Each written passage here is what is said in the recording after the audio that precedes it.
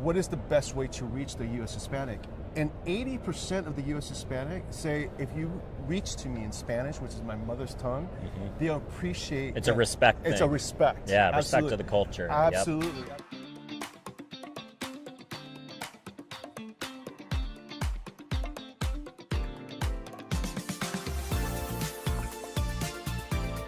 What's going on, everybody? Welcome back to another edition of the Ad Podcast, broadcasting to you from Shoptalk here in beautiful Vegas. And we have Ulysses Alvarado, who's the CEO of Vintel AI. Ulysses is an accomplished multicultural marketer who's got many years of experience in the space, and he's building some pretty awesome technology that we're going to talk to you a little bit about today. So, Ulysses, thanks for coming on, man. Yeah, thank you. I appreciate it. Let's go. It's been a great show. That's awesome. Well, tell us a little bit about yourself. Tell the audience about your company, what you do, and what brought you to Shoptalk this year. No, absolutely. So I am the CEO of Vintel AI, and what we provide is high intent, real-time consumer data. And advertisers use it to lower their CPL and CPAs and increase their revenue.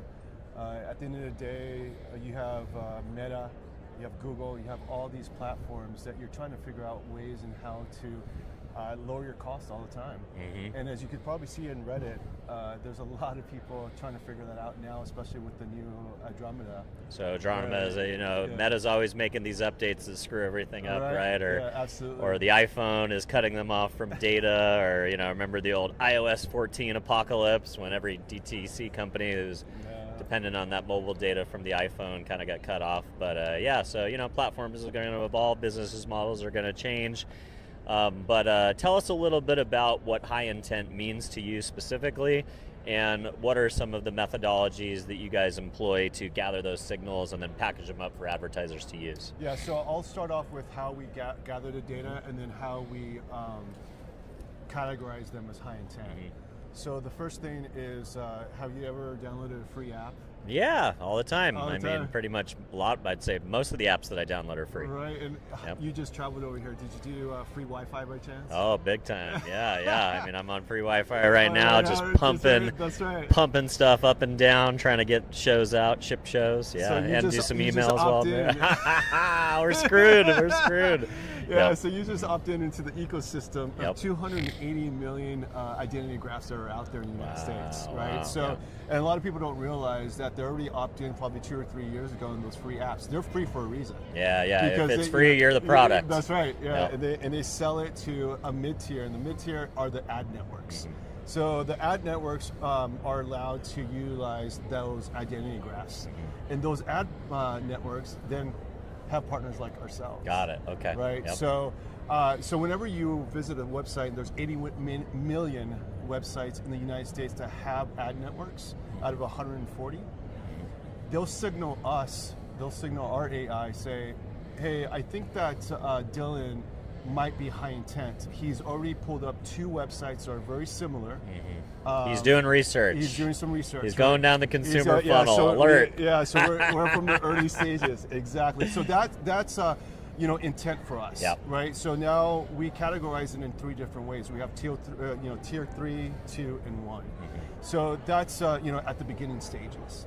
And then as you're going down the journey of purchasing, our AI then goes in, looks at your device name and IP address, then after the fact that, okay, yes, this is high intent, it matches with the identity graph, right? So, and the reason why it's important for your viewers to know that is because that's the reason why we are CCPA compliant. Yeah. Right, you want to make sure that you're going in anonymously. You're not targeting Dylan Conroy, you're targeting, iPhone XYZ 12 that has these characteristics. We're not following Dylan, right? It's like, no, he's here, we have the opportunity to go in, right, legally. So, and then we follow your journey as they continue sending us the signal. So if 3 days later you pull up another 3 or 4, then we categorize you into tier 2. If it's a week later, you're still looking, and now it seems like you're doing a little bit different searches, such as, okay, these are the dates that I want to book a trip, then we know that's high intent. right? High intent, if you will, right? So now you're in tier 1. Yeah. So those are the different ways that tier 1's like abandoned shop cart, like I've almost gone to purchase and I haven't hit the button yet. Exactly, yeah. If you were to hit the button, we lost you. Yeah.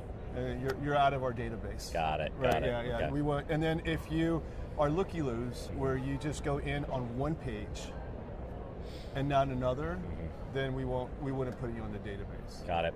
All right. So how do marketers action on that data? So is that data then going as a layer that's being fed into social platforms, fed into the open web through a DSP?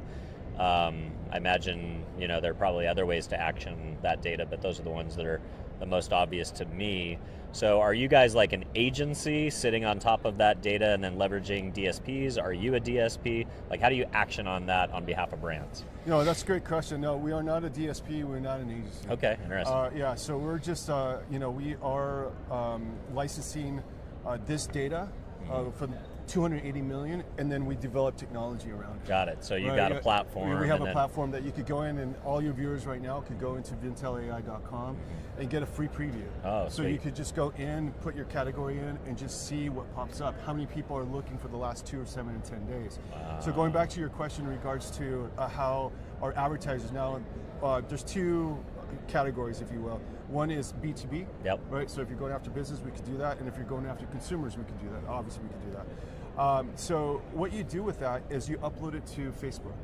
Okay, right? So it's Yeah. basically like a live ramp ID or something like that. Custom and it goes audience. into custom audience, and that goes into walled gardens that you can then target on. That's exactly right. So you hyper retarget. So our clients that are using on Meta and Google, they're having great success. One of them. Several of them are reporting. I just got a text message yesterday. They're like, man, this is great. This is working great. And I'll just give you some examples. So on Facebook, we've seen up to 18% ROI, right? So their CPL and CPAs have dropped tremendously, and their ROI has increased. So we have a client that just spent less than $5,000 and generate $75,000 in sales. Wow, that's amazing. Right? That's a good pop. Yeah, and then we have another one that invested $7,000.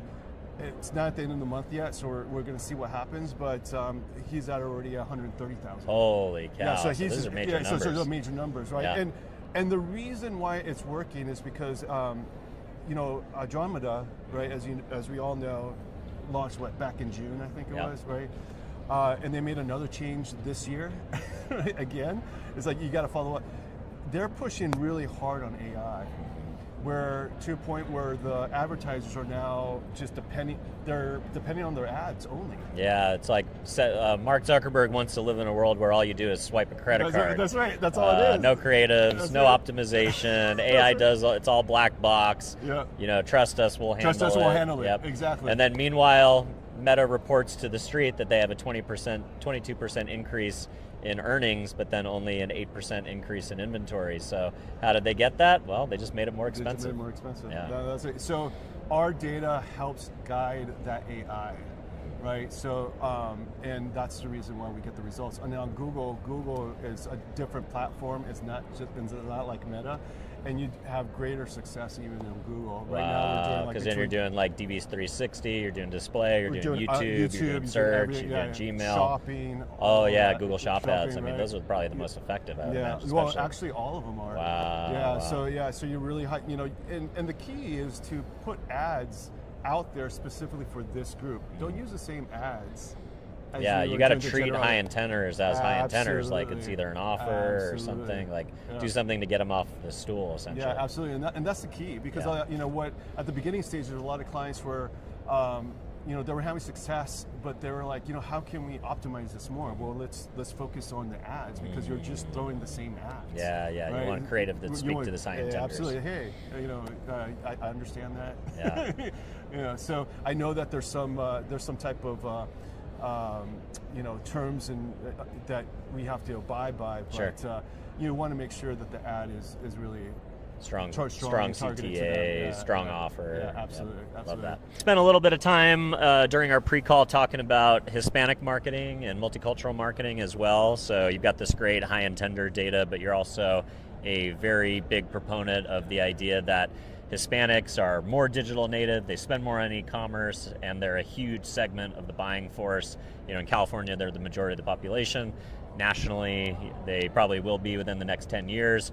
Multicultural is becoming the mainstream marketing, so people aren't thinking about multicultural anymore, they're just thinking about marketing that happens to have Hispanics and other ethnicities in it. So what are advertisers missing in not targeting Hispanics, but also how do they speak to Hispanics in a way that's relevant, that doesn't feel stereotypical, and treating them as a monolith?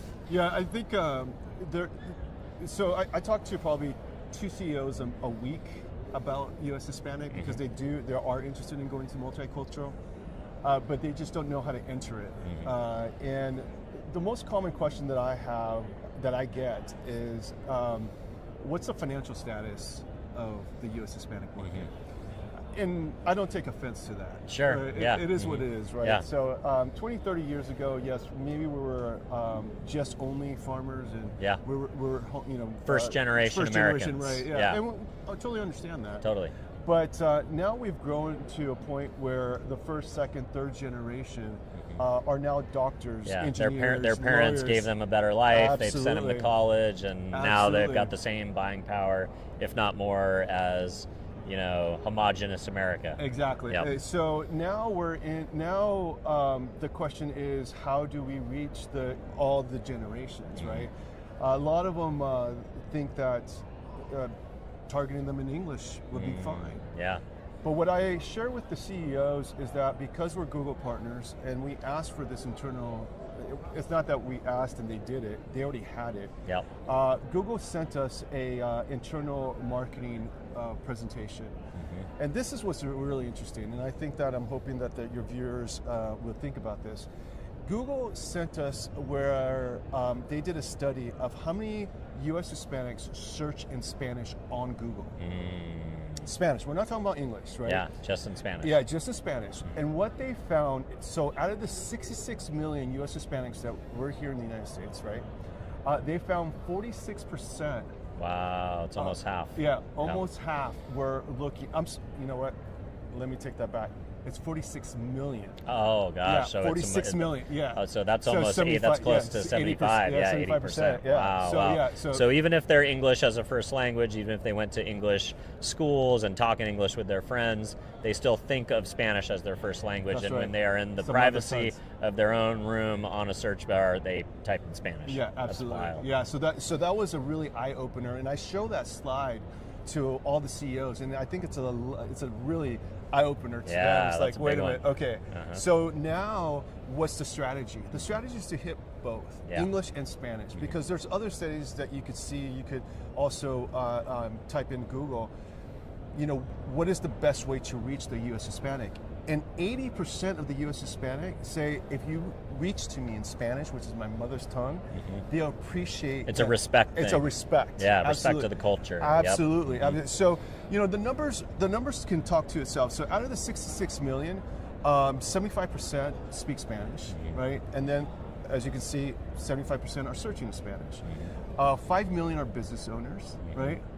9 million are homeowners. Like you said, we adapt really well with technology. Yep. So what would be the next step and most easiest step to go into the US Hispanic? I think the easiest step for any business out there is really, one, is translate your version. Your version to Spanish. Yeah. Make sure that it's acculturated, and just do some testing. You don't have to spend $100,000 a month. We usually ask the clients invest between 10 and 20,000, and let's focus on the ROI. See what happens. Yeah. 10 to 20,000 for enterprise is not that great. It's not that big. Yeah, it's rounding error on a lot of media plans. Exactly. Yeah. Now, even in the multicultural plan. Also in multicultural, yeah. Now in SMBs, right? Invest 2,000. And where would you invest in 2,000? On social media. Because if you look up on social media, Facebook has 37 million users right now that have Spanish as their primary language on the platform. As primary or secondary. That's crazy. Yeah. So that's an easy way to target the market, and with a very low amount of investment. Makes sense to me. Well, Ulysses, thanks so much for spending a little bit of time with us today. If people want to keep up on your thinking or connect with you directly, where would you like to send them? Yeah, just Ulysses Alvarado, just hit me up. But if you want, vintelai.com, you guys can do a free preview of the number of real-time high intent consumers you could capture, either B2B or B2C, or you could also do vsudamedia.com. Love it. Thanks, brother. Have a Cheers. good one. Let's go.